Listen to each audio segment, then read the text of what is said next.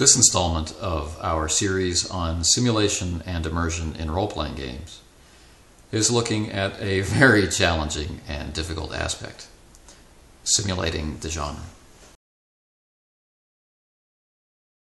I've been having a lot of trouble with this clip, primarily because it's extremely important for this style of play, and two, because it's an incredibly broad topic and I'd like to keep it short. So, please bear with me. Simulation isn't easy. It's worthwhile, particularly if you enjoy this hobby and you enjoy the part of it that allows you to explore characters, where you're not interacting with the game world really as yourself with different powers and abilities, but where you are exploring the game world through the filter of a person who is not you. Now, that kind of language can throw some. It can be confusing to others. It sounds like acting to some people. It sounds impossible to some people. But by that I mean, you have created a character. You have chosen part of the game world as their birthplace. You have put in some time thinking about where they come from and who they connect to and who they associate with and why they do things. And you could make this person a mirror image of yourself, or you could make them the kind of person who does the things that you cannot or will not do. This could be positive stuff. This could be negative stuff. There seemed to be no shortage of violent or sadomasochistic games out there, and if that's what turns people on, I suppose that's a good thing.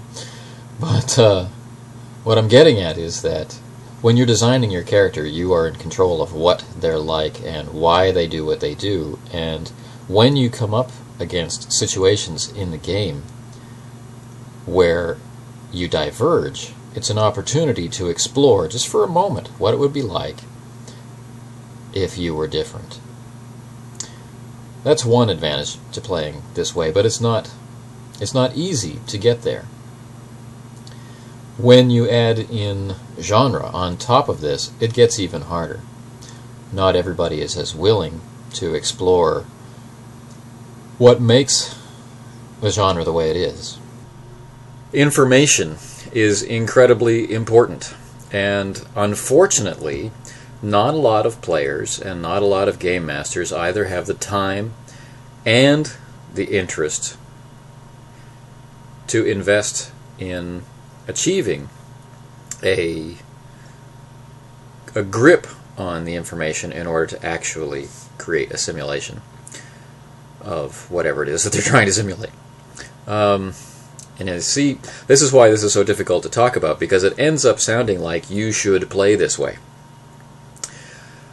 when what we try to communicate when we bring up this style of play, or we bring up trying this style of play, is the idea of being true to something. Alright, so a very popular game for a very long time has been the idea of a Star Wars role-playing game, and many different companies have attempted it. And we all have our favorites and blah blah blah. I guess it's like James Bond and Doctor Who. Everybody is attracted to a different set of characteristics within the confines of the character, and some of us will be drawn to different expressions of that intellectual property or of that character, of that style, that genre, whatever.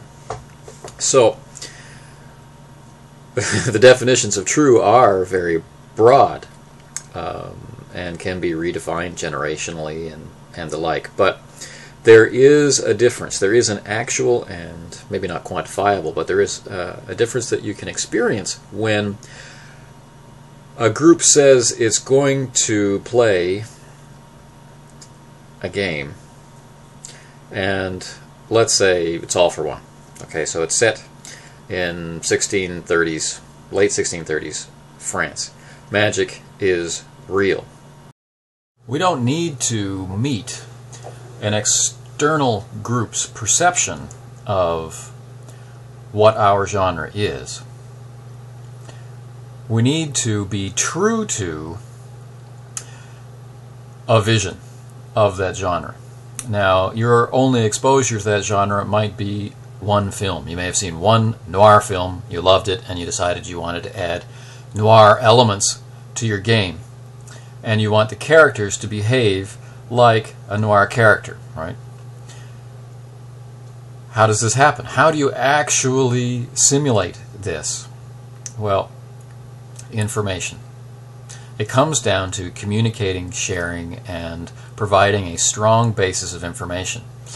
You can't go into the game with your view of how things are going to be locked inside your own head and hope that through the power of your description you will be able to communicate this to everybody. It won't be enough, right? For a variety of reasons that have nothing to do with the skill of the GM.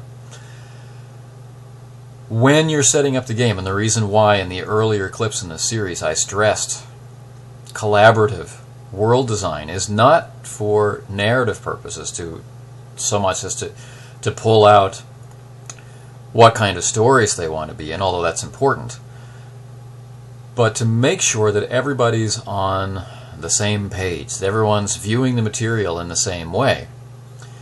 Now, in my groups, I have a lot of grounding in classic pulps, and there are different styles of heroic pulp that I like to get at when I tell games. And I struggled for years to develop the skill to run pulp-style games the way that they read, the way that I imagine them in my head. And it was not easy, I was not good at it, and I'm still not happy, and I'm going to continue to work at it.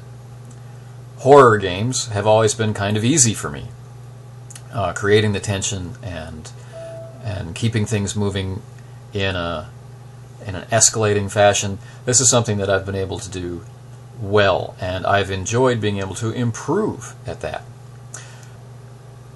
When you set down to try something new, or when you decide to add a different element, like your group has traditionally played in a narrativist style and you want to try a simulationist style, it's going to take effort, and you're going to make mistakes, you're going to be dissatisfied, and that's the point where most people give up. And I'm asking you to consider the fact that maybe it's worth the effort to continue on.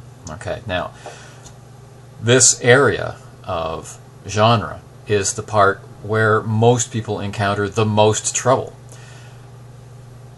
The Game Master will probably be the person in the room who has the best understanding of the genre that's being attempted, be it, Star Wars or some kind of spy game or, Shadowrun or whatever. But not always. And conflicting visions at the table will not only kill immersion, they'll kill simulation, they also kill fun.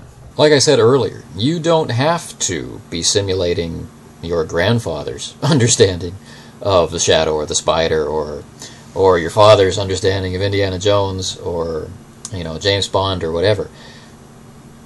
You just need to be true to whatever your vision is, and it's very, very easy to let the attitudes of the day, the attitudes of today, your real world attitudes override your character's real world way of acting. And the classic example for this really is something like slavery. If you're playing in a period of time or in a region of the world where slavery exists, and you're playing a character that very likely would have owned people, and perhaps even had no real understanding that this was wrong, and yet you're playing the one guy who knows that slavery is bad and will risk it all to end slavery, that can be a fantastic story, and your simulation can be all about that. But it needs to be a choice. And that's the difference between just showing up and rolling some dice and showing up and adopting a character. Right. Now, I'm not saying that means you have to play slave owners, or you have to play a misogynist, or it's impossible for women to be the King's Musketeers. That's not what I'm saying. What I'm saying is characterization is a choice, your setting is a choice, All of these choices combine together to create the foundation for the world that you're trying to play in, whether this is narratively or from a simulationist point of view. Once you've established what kind of world this is, being true to it, if you want to simulate it, is required. And that means not just dragging the morality, your lazy, regular attitudes into the game. It's remembering at every decision point to play your character.